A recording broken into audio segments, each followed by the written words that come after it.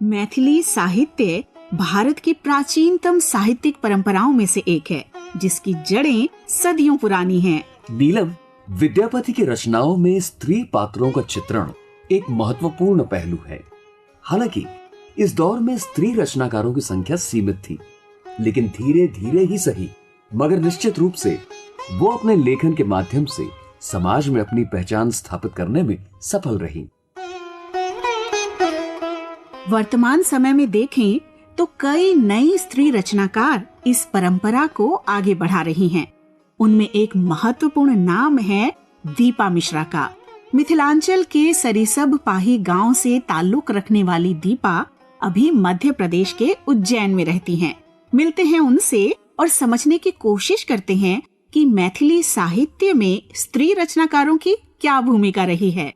दीपा जी, जो मैथिली साहित्य अभी का है उसमें जो स्त्री रचनाकार है उनको क्या भूमि मिली पहले के रचनाकारों से, जिन पर उन्होंने आगे काम करना शुरू किया? मैथिली साहित्य का इतिहास जो है वो अत्यधिक समृद्ध रहा है। ज्योतिरीश्वर से इसकी परंपरा 13वीं शती से शुरू हो जाती है और उसके बाद विद्यापति, उमापति, कई रचनाकारों ने इसमें लगातार अभिवृद्धि ही की है। किंतु जैसे ही हम मैथिली साहित्य में स्त्री लेखन की बात करते हैं या तलाश करने लगते हैं तो हमें स्वतंत्रता पूर्व तक कहीं कुछ भी ठोस लिखित नहीं मिलता है। जबकि मैथिल लोक संस्कृति की जो संवाहक थी वे स्त्रियां ही थीं। गीत, नाद, किस्सा, ये सब एक पीढ़ी से दूसरी पीढ़ी तक मात्र मौखिक रूप में ही हस्तांतरित होती गई। मैं समझती हूँ इसका मूल कारण रहा होगा कि मिथिला में स्त्री शिक्षा का अभाव था। मैथिल स्त्रियों में ऐसा नहीं है कि वैदुष्य नहीं था। वह परंपरा हम भामती के समय से ही देखते हैं कि स्त्रियां पिता, पति, इन सब की शिक्षा से स्वयं ही सीखती थी। लेकिन चूंकि वे शिक्षित नहीं थी, लिपि नहीं थे, शब्द नहीं थे, तो भाव विचार होते हुए भी कहीं भी कुछ लिखित रूप में नहीं है। यह हम पाते हैं स्वतंत्रता के बाद, लगभग 1950 ईस्वी के बाद, जबकि धीरे धीरे शिक्षा का विस्तार हुआ है। शिक्षा पाने लगी, उनके पास शब्द आ गए हैं, कलम आया, तो उन्होंने शुरू में भजन, गीत, यह सब लिखना शुरू किया है। अब जैसे जैसे साक्षर होती गई उन्होंने अपने आलेख सुरक्षित रखने शुरू किए हैं। समय के संग जो हम कहेंगे, आपने कहा सृजनात्मक रचनाओं में, उसमें भी वे योगदान देने लगी। हमारी जो पूर्ववर्ती रचनाकार थे उन्होंने जो अपना लेखन शुरू किया है उसमें मैथिली की कुछ पत्र पत्रिकाओं का योगदान रहा। जैसे मिथिला मिहिर में उन्होंने रचनाएं भेजनी शुरू की। अब जब उनकी रचनाएं छपने लगी तो उनमें आत्मविश्वास की अभिवृद्धि हुई होगी।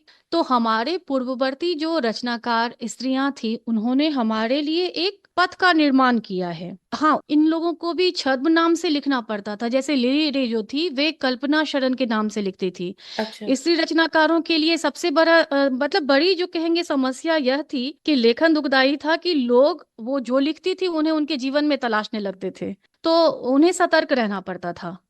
और इनमें जैसे शेफालिका वर्मा आई, उषा किरण खान, लिली रे, इन सब से हम परिचित होते हैं। इला रानी सिंह जो कि जैसे आजकल हमने नव कविता का जो स्वर है, विरोध का स्वर, वह इला रानी सिंह से हमें मिलता है। यह है कि उस समय के रचनाकारों ने जो कदम उठाया, आज हम निर्भीक होकर उस पर चलने की कोशिश कर रहे हैं। दीपा जी, जैसे अभी आपकी ही एक रचना का जिक्र करें, यौनिक आत्मबोध, तो आपको क्या लगता है कि मैथिली साहित्य में अब ये आपके पास इतने उपकरण आ गए हैं कि आप इस तरह की बातों को कह रही हैं और उसको सुना जा रहा है? देखिए, सबसे पहले तो जो हमारा समाज है वह पितृसत्तात्मक है और उस समय की परिस्थिति तो सभी भाषाओं में एक तरह से स्वाभाविक ही थी, क्योंकि विश्व की किसी भी भाषा में स्त्रियां संघर्ष कर ही लिख सकी हैं। अभी मैं लिख रही हूँ, आपने कहा है कि हाँ, वस्तुतः मेरी किताब आई है, लेकिन उस किताब से आने से पहले उसके शीर्षक को लेकर काफी कुछ कहा गया है, ऐसा नहीं है। तो मैथिली कैसे इससे अछूता रहेगा? स्त्रियां जो लिखती हैं वे धर्म, कर्म, परिवार, परंपरा, इन सब से लिप्त होकर के स्वतंत्र रूप से उनके लिए लिखना अभी भी उतना संभव नहीं हुआ है कि जितना हम समझ पा रहे हैं। यह भी है कि अब सहयोग पूर्व के अपेक्षाकृत अधिक मिलने लगा है। पहले के समय में ऐसा होता था कि जैसे कोई मंच होता था तो 50 पुरुषों के मध्य एक स्त्री रहती थी, दिखती होगी।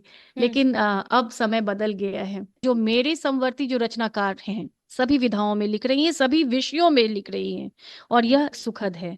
हमारी जो आज की रचनाएं हैं वे भविष्य तय करती हैं। साहित्य जो है वो समाज को एक दिशा प्रदान करने के लिए होता है, तो हमें बहुत सोच समझकर कलम उठाना चाहिए। हमारे लिए हमारे शब्द बहुत ही महत्वपूर्ण हैं। जो हमने किताब लिखी है, जो हमने रचा है, वह एक दस्तावेज है। शतपत्री में मैंने लिखा है, दर्शन मुख्य हो जाती हैं। जैसे कविता का शीर्षक है बकुलक गाछतर, उज्जर उज्जर फूल झड़ी रहल।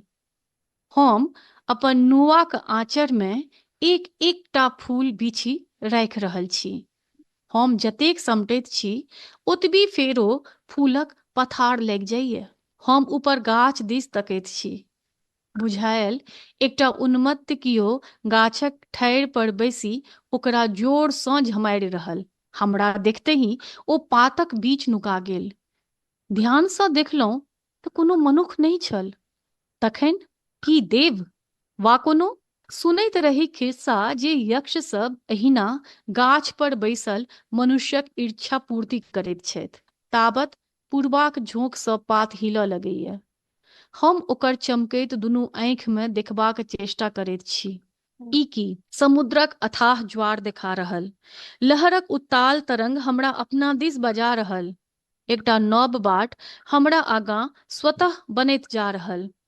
हम आंचर में भरल बकुलक फूल के छिटने जा रहल छी।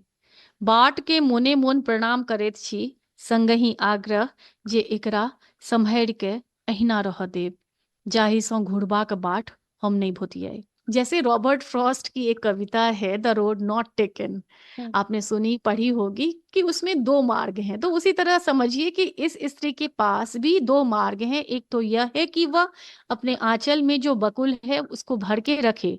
आंचल में बकुल का तात्पर्य है जो हमारे संस्कार हैं, जो हमारे हमारे खोइचे में हमारी माँ दादियों ने भरा है, उसे हम संभाल के रखें। लेकिन वह उस यक्ष की आंखों में देखती है तो उसे अनंत समुद्र दिखाई देता है, एक नया मार्ग बनता चला जाता है। अब चूंकि वह स्त्री अपनी परंपराओं से भी जुड़ी है, अपने संस्कारों से भी बंधी है, अब उसकी चलने की भी इच्छा हो रही है।